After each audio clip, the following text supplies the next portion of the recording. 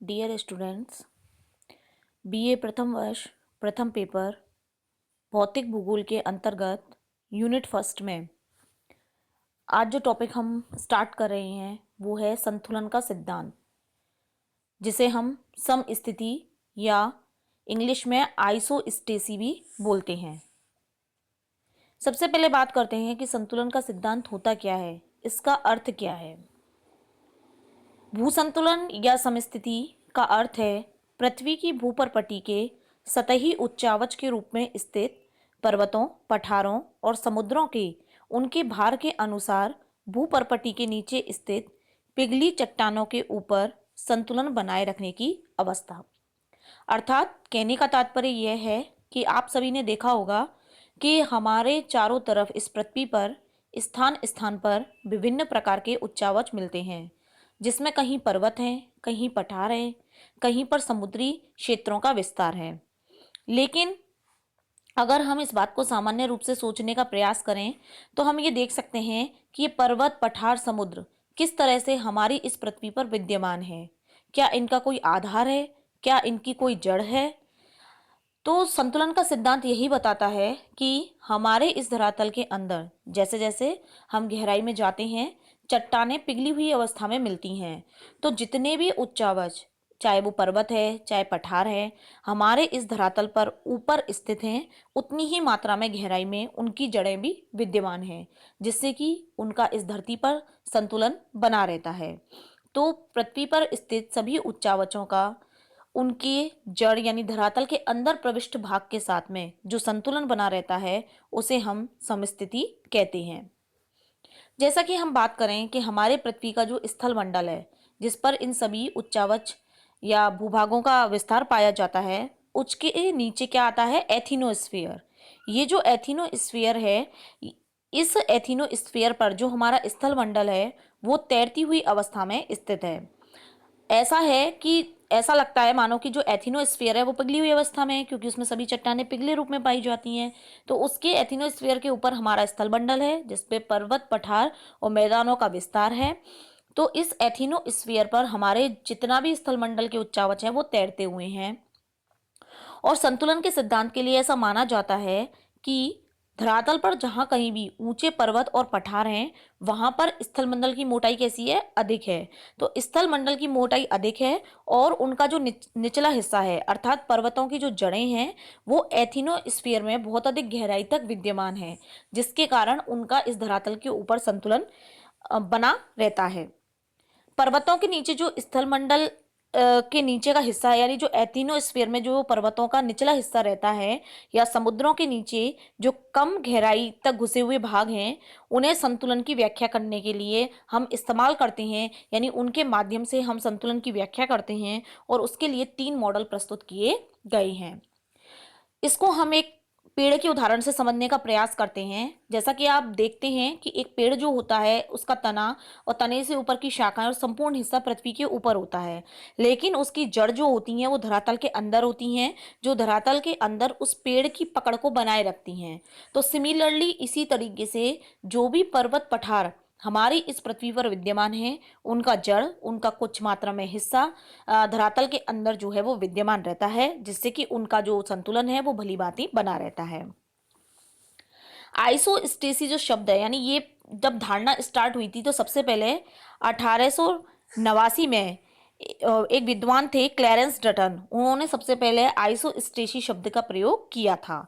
उनके द्वारा शब्द प्रयोग किया गया और उसके बाद में जो है वो धीरे धीरे आइसोस्टेसी के ऊपर कार्य करने प्रारंभ किए गए। संतुलन के ऊपर विभिन्न विद्वानों ने कार्य किए।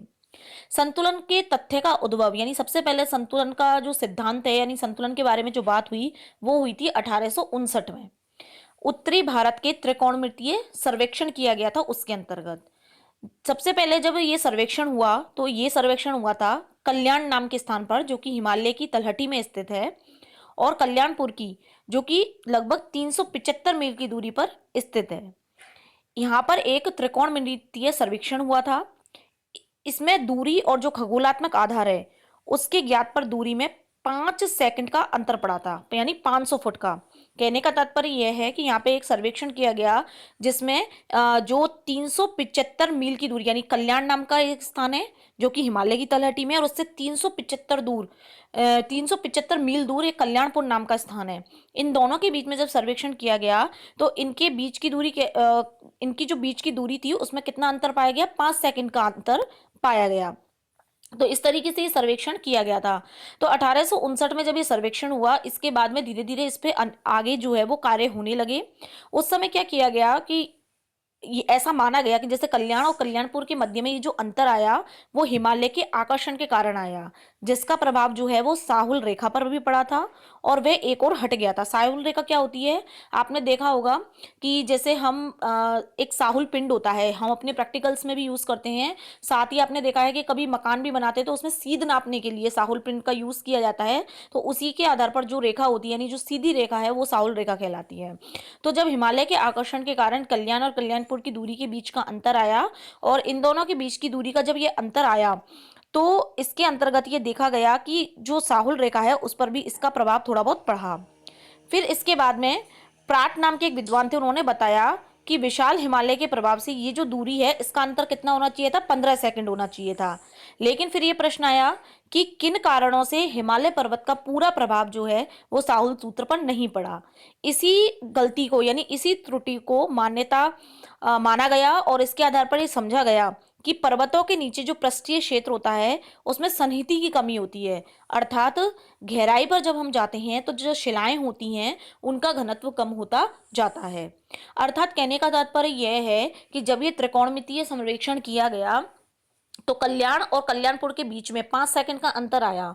लेकिन ऐसा माना जाता है कि जो हिमालय है, हिमालय की जो आकर्षण शक्ति है, अगर हम उसके पूरे प्रभाव की बात करें तो ये अंतर 15 सेकंड आना चाहिए था, लेकिन 15 सेकंड ये अंतर नहीं आया। तो इसका कारण क्या माना गया कि जो हिमालय पर्वत है उसकी गहराई में जितना हिस्सा दबा हुआ है, यानी धरातल के अंदर जितना हिस्सा उसका प्रविष्ट है, उस हिस्से के अंतर्गत जो शिलाओं का घनत्व है वो कम है, जिसके कारण ही ये अंतर जो है वो 15 सेकंड के स्थान पर 5 सेकंड आया। तो इस तरीके से सबसे पहले भारत में ही जो संतुलन की अवस्था है उस पर अध्ययन करना स्टार्ट हुआ, और उसके बाद में 1889 में डटन नामक विद्वान ने जो है वो इस संतुलन की अवस्था को लिए आइसोस्टेसी शब्द का प्रयोग किया। अब जो आइसोस्टेसी का ये जो सिद्धांत है इसके संबंध में अलग अलग विद्वानों ने अपने मत दिए हैं। इसमें सबसे ज्यादा इंपॉर्टेंट जो है वो है एयरी और प्राट का विचार। आज अभी इस लेक्चर में हम सिर्फ एयरी के विचार के बारे में पढ़ेंगे। आगे जो अन्य विद्वान हैं उनके विचारों के बारे में भी हम आगे पढ़ेंगे अपने अलग अलग लेक्चर्स में। सबसे पहले बात करते हैं एयरी के विचार के बारे में। तो एयरी महोदय जो थे उन्होंने क्या माना कि जितने भी पर्वत और पठार मैदान हमारी इस धरती पर विद्यमान हैं, स्तंभ के रूप में खड़े हुए हैं, उनका घनत्व एक जैसा नहीं है। उन्होंने बताया कि जो विभिन्न मोटाई होती है, मोटाई के साथ में जो एक समान घनत्व है वो नहीं देखने को मिलता। यानी हर चाहे पर्वत मान लो चाहे पठार मान लो, सबका घनत्व जो होता है वो अलग अलग होता है। जैसा कि हम सभी जानते हैं हमारी जो पृथ्वी है इसका जो ऊपरी भाग है, इसकी जो ऊपरी परत है वो हल्के पदार्थों से बनी है। इसमें सिलिका और एल्यूमिनियम भारी मात्रा में भी पाए जाते हैं, इसीलिए इसे हम क्या कहते हैं? सियाल। सियाल नामक परत है जिसे मैंने आपको पर्वतों के वर्गीकरण में बताया था। इसके बाद जो नीचे की परत है, यानी सियाल के बाद जो नेक्स्ट परत आती है वो कम घनत्व वाली है। एयरी ने ऐसा माना कि सियाल से बनी जो ऊपर पट्टी है उसके नीचे क्या है? सीमा है। सीमा में क्या है? सिलिका और मैग्नीशियम होता है। तो नीचे की अधिक घनत्व वाली परत है वो, यानी कि सीमा जो है वो, सीमा पर सियाल तैर रहा है। अर्थात सीमा की घनत्व कैसा है? अधिक है, और सियाल का घनत्व कैसा है? कम है। तो इस तरीके से अगर हम देखें तो ऐसा माना जाता है कि भूपर्पट्टी की जो परत है उसका घनत्व एक जैसा नहीं है। इसके जो स्तंभ हैं उनकी ऊंचाई अलग अलग देखने को मिलती है। कहने का तात्पर्य यह है कि जो सीमा नाम की परत है जो सिलिका और मैग्नीशियम की बनी हुई है, उस परत के ऊपर जो सियाल नामक परत है जो सिलिका और एल्यूमिनियम की बनी हुई है वो उसके ऊपर तैर रही है। इस धरती के ऊपर जितने भी तत्व देखने को मिलते हैं, चाहे वो पर्वत हैं चाहे वो पठार हैं, उनका घनत्व एक जैसा नहीं है।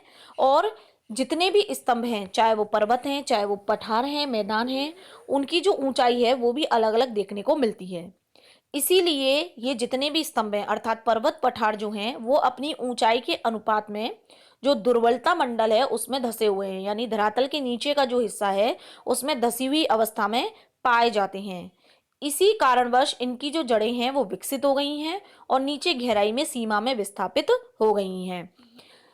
कहने का तात्पर्य यह है कि जितनी मात्रा में हमारी ये जो पृथ्वी है इसके तत्व ऊपर हैं, जैसा आपको चित्र नंबर 1 में आप देख सकते हैं कि इसमें समान घनत्व के लकड़ी के टुकड़े दिखाए गए हैं। तो जितनी मात्रा में वो धरातल के ऊपर हैं उतनी मात्रा में जल में जो है वो नीचे धसे हुए हैं, जिसके कारण इनकी जड़ों ने जो है वो एक संतुलन बना रखा है। इसे आगे और समझने का प्रयास करते हैं। इस अवधारणा को सिद्ध करने के लिए एयरी महोदय ने क्या किया, लकड़ी के टुकड़े लिए और उन लकड़ी के टुकड़ों को पानी में डुबो दिया। जैसे आपको चित्र संख्या 1 में दिखाई दे रहा है, बहुत सारे लकड़ी के टुकड़े हैं जिन्हें उन्होंने क्या किया है, पानी में डुबाया है। पानी में डुबाने के बाद में सभी टुकड़े जो थे वो कैसे थे, एक जैसे घनत्व के थे, एक जैसे आकार के थे। अब क्या होता है, घनत्व तो उनका क्या था, एक जैसा था, लेकिन उनका जो आकार की अगर हम बात करें तो ये अपने आकार के अनुपात में भिन्न भिन्न गहराई तक पानी में डूबते हुए चले गए। कहने का तात्पर्य यह है कि इनका आकार थोड़ा थोड़ा अलग था, इनका घनत्व एक जैसा था।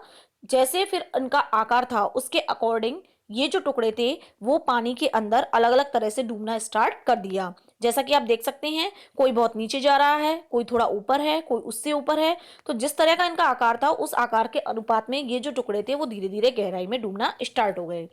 तो इसी तरीके से हमारी पृथ्वी के ऊपर अधिक ऊंचाई वाले भूलक्षण यानी जो अधिक ऊंचाई वाले पर्वत होते हैं वो उतने ही अनुपात में गहराई में धसे हुए होते हैं, जबकि कम ऊंचाई वाले जो होते हैं वो कम गहराई तक धसे हुए रहते हैं। अधिक गहराई तक धसी हुई जो जड़ें होती हैं वो अधिक ऊंचाई वाले क्षेत्रों को स्थिर रखती हैं। उनका ये मानना था कि ये जो भूभाग है वो हमारा जो ऊपरी भाग है वो एक नाव की तरह है जो कि अधेय स्तर पर तैर रहा है। इस अवधारणा के अनुसार अगर हम माउंट एवरेस्ट की बात करते हैं जो हमारा सबसे ऊंचा पर्वत है, माउंट एवरेस्ट की अगर हम बात करते हैं तो इसकी जड़ समुद्र स्तर से 70,784 मीटर नीची होनी चाहिए। कैसे? माउंट एवरेस्ट की ऊंचाई मानी गई है 8,848। ऐसा माना जाता है कि धीरे धीरे इसकी बढ़ भी रही है। 8,848 गुणा किया हमने 8, क्योंकि जितनी मात्रा में ये ऊपर है उसका 8 गुना इसकी जो जड़ें हैं वो धरातल के अंदर हैं। तो कहने का तात्पर्य यह है कि जब 8,848 को हम 8 से गुणा करते हैं तो 70,784 आता है। अर्थात हमारा जो हिमालय पर्वत है वो इस धरातल से बात करते हैं हम 8,848 मीटर ऊंचाई पर स्थित है, तो उसका 8 गुना हिस्सा इस धरातल के अंदर मौजूद है और वो कितना गहराई पर होना चाहिए, 70,784 पर। अब जो एयरी ने ये बात प्रकट करी कि माउंट एवरेस्ट जितनी मात्रा में ऊंचा है उसका 8 गुना धरातल के अंदर है, इसकी विभिन्न आधारों पर आलोचना की गई। ऐसा माना गया कि किसी भी पर्वत की जड़ जो है वो इतनी गहराई पर नहीं हो सकती, क्योंकि इतनी गहराई पर अगर किसी पर्वत की जड़ होगी तो पदार्थ जो होंगे यानी जो चट्टानें होती हैं वो वैसे भी इतनी गहराई पर पिघली हुई अवस्था में मिलती है। तो जब पिघली हुई अवस्था में मिलेगी तो सोचने का ही ये प्रश्न है कि इतनी गहराई पर फिर पर्वत की जड़ें कैसे टिक सकती हैं और कैसे पर्वत स्थिर रह सकता है। तो ये विभिन्न आधार माने गए जिसके आधार पर यह आलोचना की गई। लेकिन अगर हम कंक्लूसिव रूप से बात करते हैं तो एयरी ने यही माना कि हमारे इस धरातल पर जितनी मात्रा में जो भी पर्वत पठार जो है वो ऊंचाई पर स्थित हैं उसी के अनुपात में, यानी उनकी जितना उनका आकार है उस आकार के अनुपात में उनका हिस्सा जो है वो धरातल के अंदर रहता है, जो कि एक संतुलन को बनाए रखता है। तो इस तरह से एयरी का जो ये नियम था वो तैराव का नियम था, संतुलन का नियम था। एक उन्होंने क्या माना, एक लेवल माना जिस लेवल के नीचे जो है वो एक अनुपात में सारे के सारे तत्व जो हैं वो विद्यमान रहते हैं। तो इस तरीके से ये एयरी का मत था। अब अगले जो नेक्स्ट मत है वो प्राट का मत है जिसे हम अपने नेक्स्ट लेक्चर में पढ़ेंगे।